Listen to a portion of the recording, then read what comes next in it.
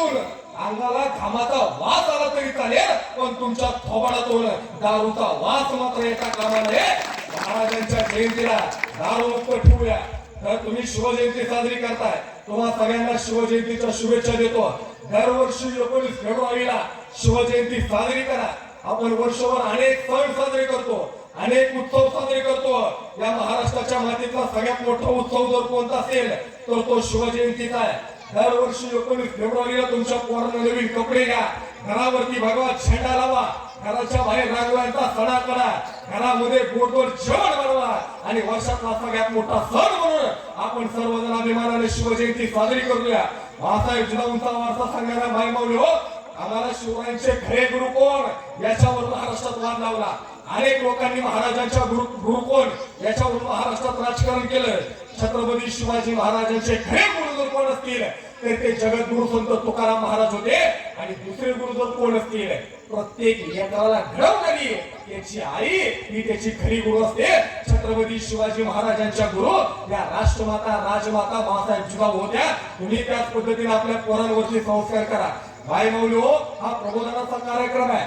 40 ओलांडल्यानंतर महिलांना पोटदुखी सारखे आजार होतात. महाराष्ट्रातले अनेक डॉक्टर असं म्हणतात, मी काही डॉक्टर नाही, मला कळत पण काही नाही, माझ्या विश्वास पण ठेवू नका, पण महाराष्ट्रातले अनेक चांगले डॉक्टर असं म्हणतात की महिला आठवड्यातून 2-2, 3-3 दिवस उपास धरतात, म्हणून त्यांना नंतर पोटदुखी सारखे आजार होतात.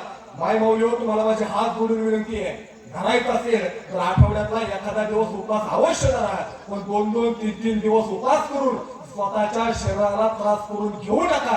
ही सुद्धा प्रेरणा या कार्यक्रमाच्या माध्यमातून आपण आज घेऊया.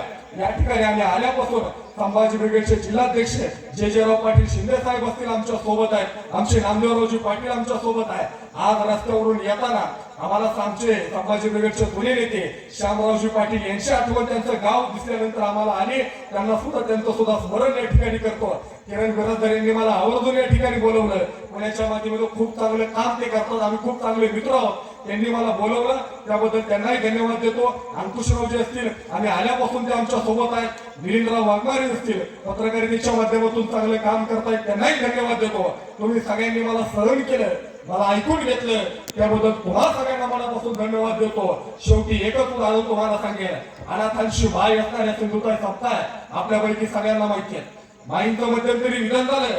माई जिवंत असताना एकदा माईंना भेटायला गेलो होतो आणि माईंना एकच प्रश्न विचारला होता, माई मला एखादा विचार सांगा, तो विचार घेऊन मी माझ्या घरी जातो आणि माझ्या घरातल्यांना सुधरवतो. सिंधुताई सप्ताह काहीच बोलल्या नाही.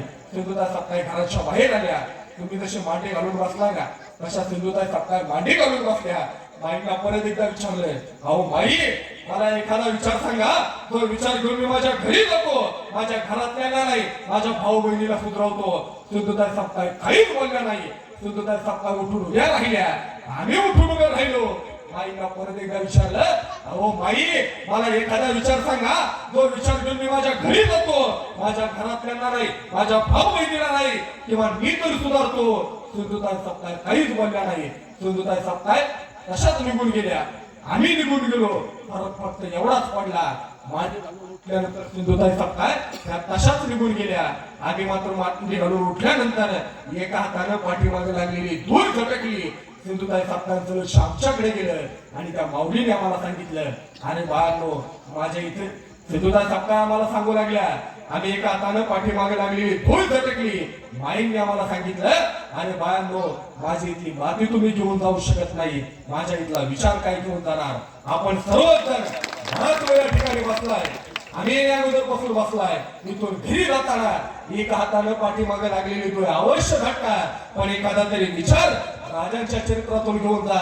आयुष्यात सोनं झाल्याशिवाय राहणार नाही.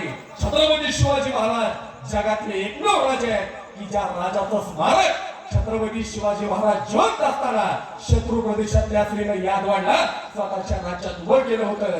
आपला राजा चारित्र्य संपन्न होता, निर्व्यसनी होता, नीतिवान होता, कर्तृत्व संपन्न होता, अष्टपैलू गुण असणारा राजा होता. प्रशासन, अर्थतज्ञ, व्यवस्थापन प्रत्येक गुण महाराजांच्या आयुष्यात ठाई ठाई भरला होता. जगाच्या पाठीवरचा सर्वोत्तम राजा आपल्या मातीत होऊन गेला त्या राजाच्या परिवारदार आहोत. त्या राजांचं नाव आपण सर्वजण अभिमानाने घेऊ आणि महाराजांनी दिलेल्या वाटेवरती स्वाभिमानाने चालू. छत्रपती संभाजी महाराजांची प्रेरणा सुद्धा घेऊया. या दोन छत्रपतींचा आदर्श घेऊया. आपल्या आयुष्याचं कल्याण झाल्याशिवाय राहणार नाही. तुम्हा सगळ्यांना शिवजयंतीच्या पुढे एकदा शुभेच्छा देतो. एकदा जोरात आवाज आला पाहिजे. बोला छत्रपती शिवाजी महाराज की आवाज आहे ना, आवाज जोरात आवाज.